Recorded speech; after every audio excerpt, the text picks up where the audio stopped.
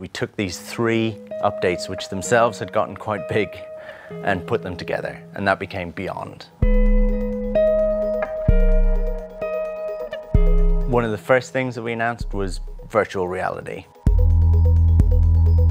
It's been this pet project in the team, and we always felt like, you know, that was our dessert, right? There were all these other features that for us were maybe more like less interesting or were more our vegetables that we had to get out of the way, right? Because when you're making a game, there's always little things that are a bit boring but you know are important. But this was like exciting, and so we kind of held off on doing it for a while. And a couple of the team had been working on virtual reality, and they had said, and we had said to ourselves, it will just be, you know, a reasonably direct port, which there's nothing wrong in doing. But when we sat down and played it, it started to feel really natural, and probably one of the biggest things with it was it made exploring feel more interesting, and it made multiplayer feel more interesting, right? And exploring is such a key part of the game, right? If that becomes more fun, then the whole game becomes more fun, right? So we were really enjoying that. We were like, right, we need to make this bigger. We need more time on this. More of the team needs to work on it, and more of the team wanted to work on it because they were excited about it. And we started adding support for PSVR, which is a huge undertaking and a huge challenge. Oculus, Index, Vive, kind of supporting all the major headsets, and then all the major controllers and things like that as well. And then we started revisiting the game and thinking, wouldn't it be nice if when you sit into the ship, you actually hold a joystick in your hand, you actually hold a throttle.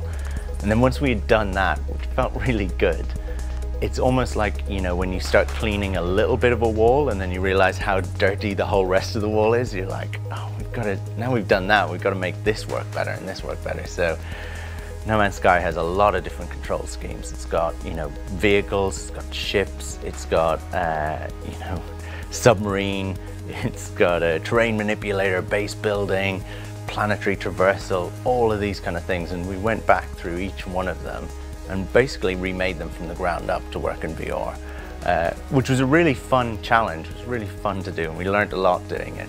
Hopefully that game feels quite natural in VR. We had already added multiplayer to the game, which was a neat thing, but generally people play in kind of 4-player groups, right? Join a lobby together, play as friends together, and generally, you know, it represented maybe 10 to 20% of what people did in the game, right? Which is good, it's fine, but we knew that people who played in multiplayer just had way more fun, right? There's something really nice about exploring together, kind of thing. And we knew these moments were really cool, so we started thinking about a much more expanded online experience. So that was one of the other strands that we were working on, which is another part of Beyond. So we've started to make it, I don't want to say massively multiplayer because that has loads of other connotations, right? But we started to make it a lot of players online, right? We started to have much higher player numbers. We started to make it so that everyone is online. What that means is if you go to a planet and somebody is already there, then you will see them, right? If you go to a space station and someone's already there, you'll see them. And we added a social space to kind of bring everyone together. A bit like if people have played Destiny, a bit like Tower, right? Where whenever you go there, there are people there, there's a hub, right? And we upped the player count to 32 players. Depending on platform, you'll see 32 players in the Nexus, which is our social space, and you can also see them in the wild as you go and play the game, which is really cool and really changes the game. And it's absolutely crazy to see, you know, in amongst that, VR players, right? Just wandering around in their headset, waving to you because they've got control over their hands or whatever. So we have this social space now, which really kind of impacts all parts of the game. Because previously you've been upgrading your ship or you've been upgrading your suit or whatever, and no one could really see that. You're just sort of doing it for yourself. It's suddenly so much more engaging when you're working hard for those things, when you can just park up your ship and everyone else can see it, right? Every time you go to the Nexus. And you go to the Nexus a lot, if that's what you're into, because there's loads of shops there, lots of new shops, lots of ways to upgrade your character and your ship and your weapon, which are all there, which is really kind of neat part of the game. It brings together a load of parts that felt a little bit disparate into more of a whole. Right. If you were a returning player as well, it's great to just kind of come in there and you have, you know, almost a quick restart of where you were. So there's a multiplayer mission board, you go up to it. In that social space, when you do, any of the players around you get a message. You know, Sean is starting a mission, so you can go and join that mission. Then you're in a fire team together. Everyone who goes to the Nexus kind of goes in without any loading time. It's just something that they summon in. They fly in and land and they can see other players who are there at the same time, right? So you just start to kind of randomly group up with players, start doing a mission together. Missions are things like, you know, bounty hunting, or, you know, it's No Man's Sky, so it's things like archaeological missions, digging up bones or taking photos or whatever, right? And sometimes it's things like base building. What we find is people are given a little base to build. There's like 4 of them, they join up into kind of a group or a fire team, and they fly down to a planet and they have to start building a base with, you know, these 3 things in it. And they start building a base together, and they've never met each other before in their life. And then suddenly they've basically built a little home, and they stay together in their group, and they start playing together, and they keep expanding that base. So that's what we want to do, is take some of the best moments of No Man's Sky before, of people randomly meeting each other, or randomly building a base together, and bringing them together, right? And it also really helps bring out that multiplayer aspect, because now you don't need 3 other friends who own the game, right? You can just meet random people easily at any time, just summon in that Nexus, fly in and start playing with them. And then there's this kind of third pillar of the game, which, you know, we told people about virtual reality, and we told people about, you know, online early on. We thought we were doing really well, because we told people way more than we normally do before release. Normally we don't say anything until the game's about to come out, or until an update's about to come out. So we were like, the community will be fine. We'll just tell them that there's 3 things and here's 2 of them. And that'll be way more than we've ever told them. That'll be cool. But of course, they completely fixated on what the 3rd thing was, right? And it's been really interesting to watch for us, because everyone has something different that they want that 3rd thing to be. And I think that's really reflective of our community as a whole, that they are all playing the game in different ways. Some people do base building, some people do farming, some people are all about exploring, right?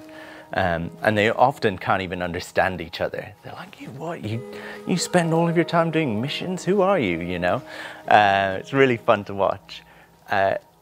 But it's really interesting as a developer, as a designer, that there's so many different ways to play the game, and that you're trying to pick things that they would really enjoy, you know, and would mean something to them or resonate.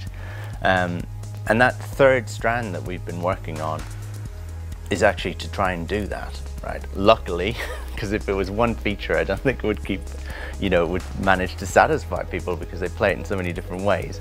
Luckily, what we've been doing is a lot of features, right? And it is a really large amount. This is our kind of largest update to date. Next was quite large. When people see the patch notes, they'll see that there's about twice as many features as what Next has, which is pretty insane, actually, when I think about it. So there's all sorts of things. If you're into you know, kind of farming, right now you can farm like plants and things like that. Now you'll be able to farm animals. You'll be able to build like milking machines and tame and milk creatures. You can do creature riding. You can also build much more expanded bases, more than you've ever been able to do before.